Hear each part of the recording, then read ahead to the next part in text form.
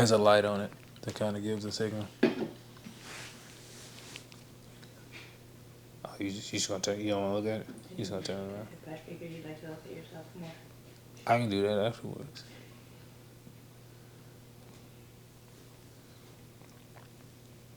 All right, y'all. Thank y'all for tuning in. It's late. As you can see, it's dark. We are in Mikasa.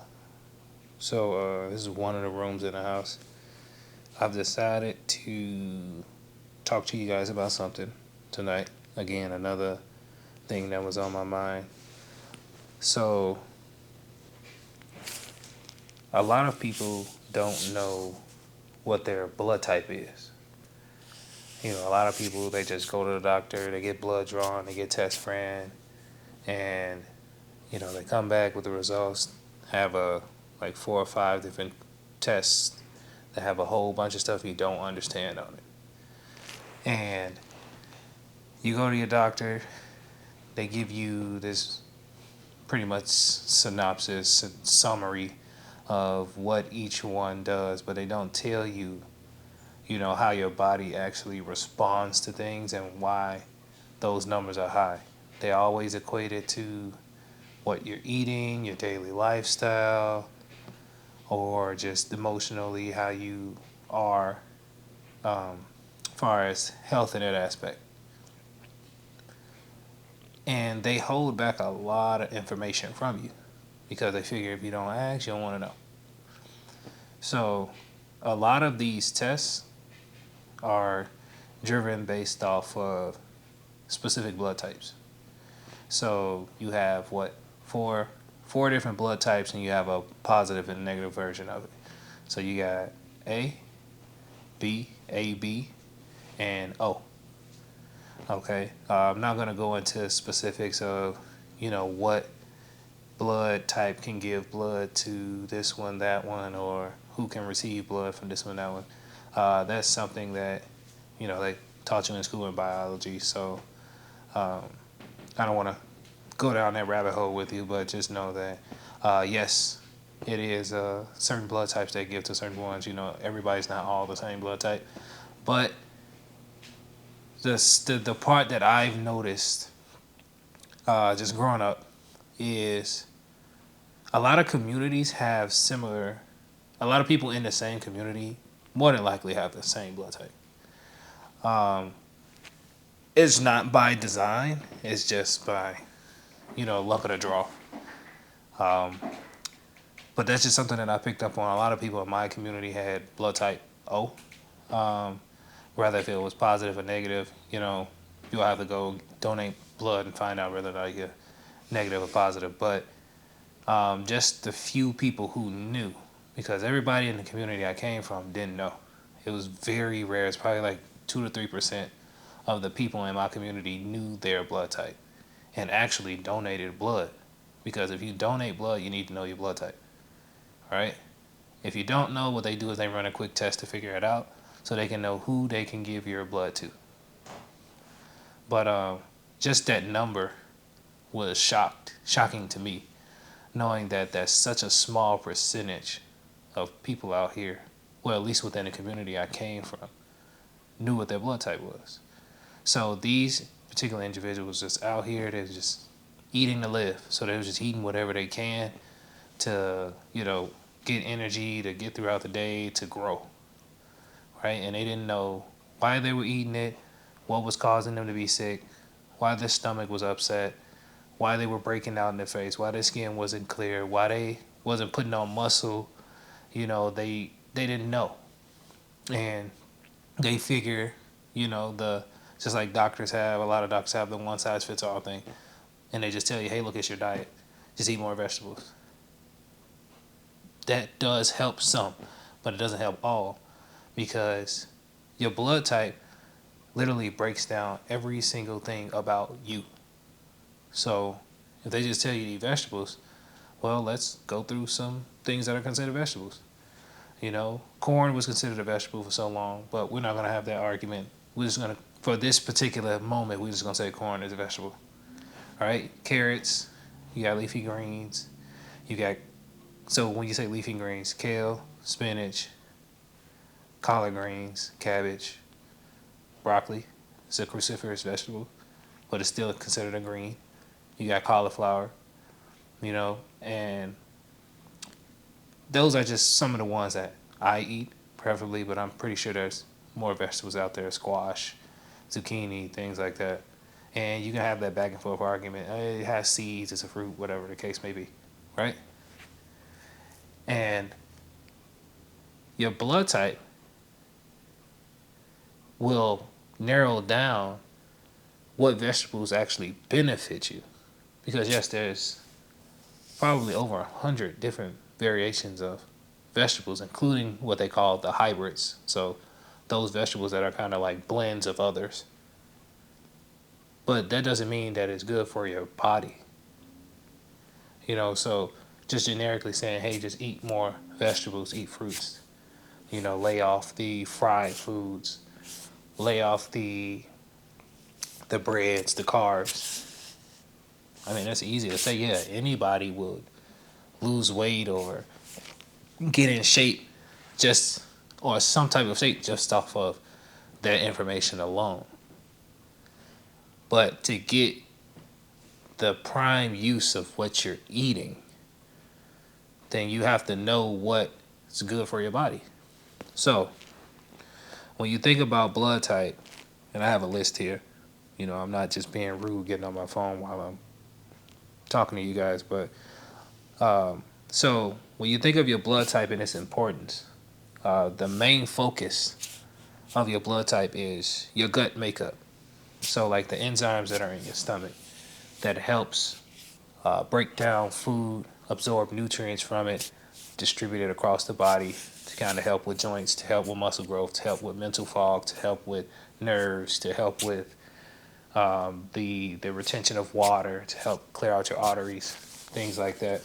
So the blood type narrows it down, and when it comes to your gut health, that overlaps with your food tolerance. So when you think of your blood type, it breaks down all of the foods that are beneficial for you, your particular blood type.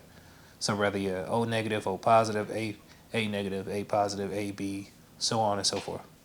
Each particular group has its own positives. So type O, they're like hunter-gatherers, so they eat a lot of like red meat, fish. They don't really eat chicken, turkey, all of that other protein isn't beneficial. The most beneficial for type O's are red meat and fish. And then when you go down the vegetable list, these are just examples. It's more protein than that, but these are just ones that, because I'm type O, these are just ones that, I eat. I don't necessarily eat red meat like that still, because what they're doing to the animals before it gets to you still affects you, regardless if the red meat is good or not. So I'm pretty sure a lot of you have heard, if the animal died in vain, then the meat's tainted, then it gets to you, it doesn't do you any good, makes you feel sick, and so on and so forth. I do believe in that. So this is primarily why I don't eat red meat like that, but I do still eat it like once in a while. Okay? Vegetable wise, all leafy greens for me. It's kale, it's collards, it's broccoli, it's spinach, it's cabbage isn't beneficial, but it's considered like a neutral vegetable for me. And fruits, blackberries, blueberries, strawberries, berries, primarily because of their benefit. They're antioxidant. They're really high in that, and they're low in sugars. So that's what your body needs. They need antioxidants to help break down inflammation, to help get rid of free radicals inside of the body, push that out through your digestive tract, or sometimes through the pores of your skin through sweat. Okay? Fish, salmon, halibut, tuna is very low on that list. Tilapia is considered a neutral fish. Whitefish, perch fish are also beneficial. But these are just some things that are on the list. There's a bigger list than what I'm giving to you guys today. But long story short, these are things that help with the gut. So it helps with the bacteria can handle these foods. It can break them down, flush them out to where they're not sticking in your colon, to where they're not causing your body to respond negatively, to where they are not being stored as fat because they can't be processed or broken down. Okay, so that's just some insight to your blood type being the help that you need to get to that weight loss goal that you want to get to, and feel better, look better overall. Now, your blood type also tells you about your makeup, like your body makeup, your body structure. So it dates back to early in the history where there wasn't buildings, where you really had to hunt for your food and what you ate, whether if it was plant-based, whether if it was animals, how long you ate, how long before you ate. So rather if you ate one day and didn't eat the next day, it really broke down to what group you belong to based off of your blood type. With that, exercises. So with the body makeup, you figure out what exercises. So it tells you also what exercises that are beneficial for you, that are most primal for you. Like for me, being type O, because we're hunter-gatherers, heavy lifting, long cardio sessions, these are things that's beneficial for me. This is how I got to my size, because I started doing things that were beneficial for me. And these things don't hurt me. Like, I don't get injured like that off of these things. I've been injured one time my whole entire life off of working out, but that's another time. We'll talk about that. But I excel in these things. I get strong faster, and I build muscle faster than the average person. My physique looks better than the average person. I'm more vascular than that average person because of me just following the trail that my blood type leads me down. And knowing this information just gets you better. It makes you want to do more for yourself. You need to know more about yourself than you know about your job, than you know about your kids, than you know about your cars, than you know about your finances, than you know about anything else. You need to know more about you. So when you look at somebody break down a list and do a survey and tell you how much you know about these things, and then you have yourself on there, you need to know 99%, or at least 100% about you. Okay? Outside of exercises, your blood type also highlights allergens. So it breaks down foods you can't eat, and it also tells you about the allergens. So what you have, what you're allergic to, foods, physical things, pollen, things like that, that can cause you to get sick, cause your body to shut down, cause your body to react negatively to things. It tells you that. Blood type is very, very important, and we'll never be able to take our blood, put it under a microscope, and literally physically just read it off of that. So what you have to do is you have to go based off of facts, surveys, things, tests that people did on those particular blood types to kind of give you some type of information to gauge where to start, what information to use. Life is a trial and error, sad to say. So you have to try something to see if it works. If it doesn't work, you keep moving forward on that same accord and try something different. And that's just life. There's no set in stone for anything. Other than you dying. Like, that's a guarantee. You're gonna die. Sadly. Sorry. I'm gonna die. That's the only guarantee you get out of life. Everything else, trial and error, see if it works. Okay? Now, with the blood type, knowing your blood type, it helps you figure out the nutrients / the minerals and things that your body makes on its own. So creatine, things like that, vitamin D, water. So the things that your body creates on its own, it gives you the percentage. And it tells you what you should be eating, if you're not eating it, what you should supplement with to kind of get your body to that optimum stage where it's performing well, to where you're not getting sick, you're not getting fatigued, you're not getting tired, you're not getting injured, So you want to, this is information you need to know. Now, a con about type O, which I do want to share, you might know somebody who falls under the type O blood type is type O. People who have type O blood types, whether if it's positive or negative, long term suffer from blood clots. Okay, so blood clots, how do they get there? Like poor movement, circulation, nervous system, food. So you think about things like that. What causes poor blood circulation? Inflammation, blockages in the arteries, things like that. Like your body not healing when there's a wound. Like it's too much calcium in your arteries. So it's things like that, and how all of that comes about. It comes about based off of what are you eating, what are you doing. Are you really doing things that your body is designed to do? Now, don't get me wrong. Again, it's trial and error. That doesn't mean that stop what you're doing completely to follow this one path. No, life is full of ventures. Like venture out, try something different, see how your body responds to it. If it doesn't respond well, at least you know what your body responds well to. And I'm not expecting people to go through this and remember everything. Take a notebook, jot it down. Hey, I ate this for a week. I felt good. Bam, I can eat this. Nobody really pays attention to themselves until it's too close to that point where something's gonna go wrong. And then that's when everybody starts to pay attention. They're like, man, I don't want to make it worse. Well, take into accountability that you've been making it worse for a long time. Now I just started to throw signs to you like, hey, look, stop.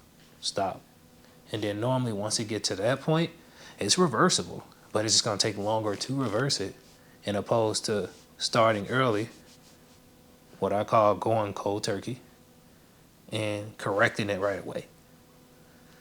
You can indulge in, some of the things your body hates, but your mind loves. Like those food ads on Instagram where they making all of this fancy food and all these new restaurants coming out and all of that stuff. And you go on travel and doing food reviews. You can indulge in that.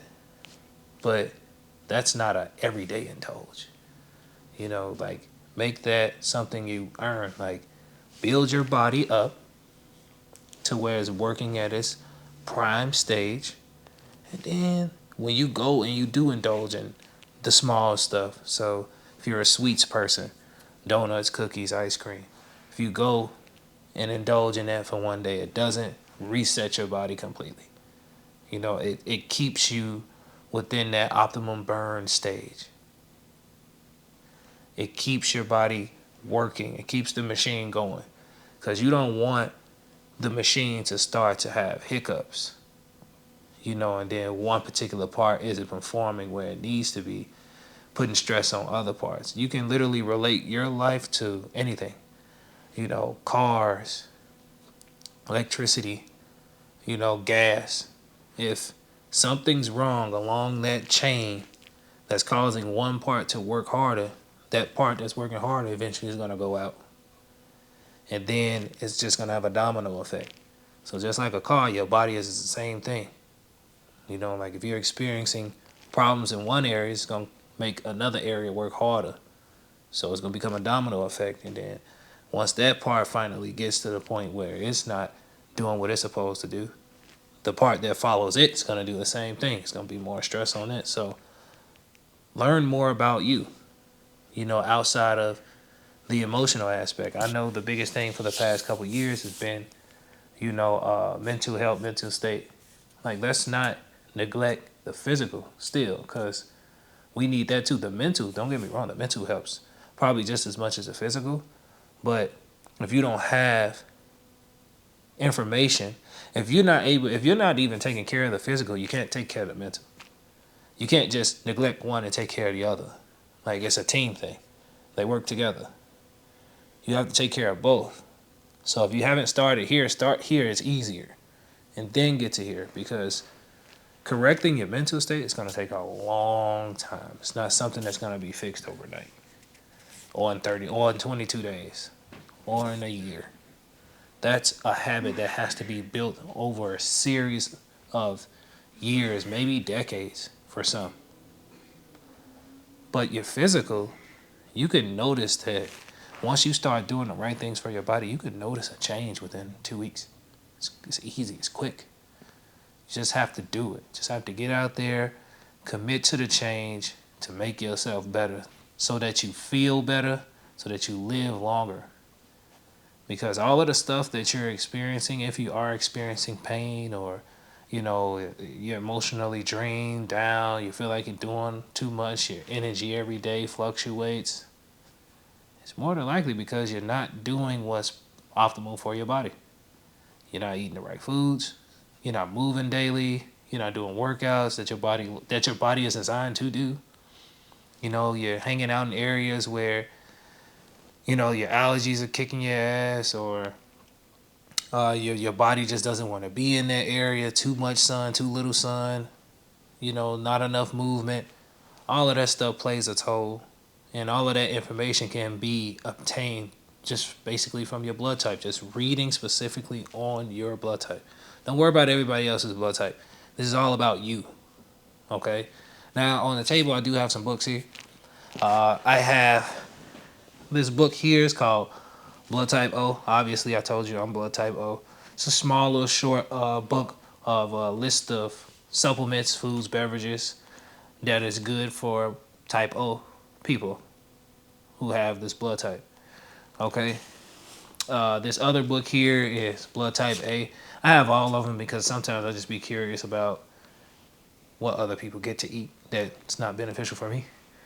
Because when you get around your friends, stuff like that, I might have a Type A friend, and they probably only eat herbivore, so they just only eat plants. Well, if I'm inviting them out, I need to make sure I have food for them, or I'm going somewhere that have food for them so that they feel comfortable, because you don't want to change the mood of the other person. You want everybody to feel welcome. And then I have this book here. All of these books about the same author. I'm going to tell you who the author of these books are. It's called Live Right for Your Type. So this book has all 4 blood types and pretty much the lifestyle they should be living. As far as exercises, like I mentioned, that exercises, allergies, foods to eat, everyday things, extracurricular activities that they would be good at, mountain climbing, things like that, things that they would appreciate through nature. The author of all 3 of these books is Dr. Peter J. D'Adamo. I think that's how you pronounce that. If you can see the name of that. If not, I'll just put it in the link below. But after reading that book, I read that book last year. I read both My Blood Type and the Live Right for Your Type. I read both of those books last year, and it literally changed the way I eat. And I noticed immediately once I changed my diet, I felt like I was on top of the world. Literally, I was up 4 a.m. going to the gym. Never done that ever in my life. But I had enough energy and I had so much sleep. I was able to get into that REM sleep where, you feel like you're asleep for 8 hours, but you only sleep for like 2 or 3. And your body's like fully rejuvenated. Like I was reaching that every night, where I was able to get up at 4 a.m., go to the gym, then come back, shower, go to work. Literally every day. And it's so powerful, and there's so much information out here that we just don't even seek out, and it's readily available. It's there. It's just whether or not you take the time out to read about it, learn about it, but if anything out of this video here, just take this, learn more about you, know more about you. You shouldn't be going to the doctor and he should know more about you or be telling you more about you. You should be going in there with your questions already outlined, just needing the answers to why certain things are happening. You don't need him to tell you that your stomach gets upset when you eat shrimp with cheese on it, or when you eat macaroni and cheese with 7 different cheeses, and 4 of those cheeses your body probably don't like. honestly, he might not be able to tell you why that's happening. So pay attention to your body. Just don't ignore the signs. If your body feels uneasy, go back through what you did that day. Your joints start to hurt, go back through what you did that day. Figure out the problem. That way you don't have to make that visit. You don't have to pay that copay if you have health insurance, if you're paying out of pocket. Whoa, you know? But just listen to your body. Read. Learn about you. Learn about your blood type. Learn about people of your stature, your body makeup.